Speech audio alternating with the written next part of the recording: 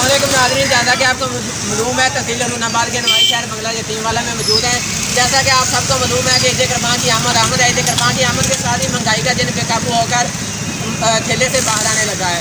यहाँ पर आपको जैसा कि मालूम है कि मसाला जात की ज़रूरत होती है ईद कुर्बान पर। तो ईद कुर्बान में जो सब्ज़ी खो रहे हैं इन्होंने मुनाफाखोरी करना शुरू हो गए, अपनी जेबें वाले मसरूफ़ अमल है। रेट भी इसके मुताबिक बिल्कुल सब्ज़ी नहीं दे रहे। हमारे साथ कुछ शहरी मौजूद है यहाँ पर। कोरोना से सताई हुई आवाम बिल्कुल महंगाई से तंग है।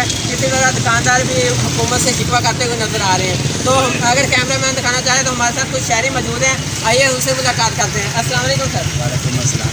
सर, महंगाई के बारे में आप क्या कहना चाहते हैं?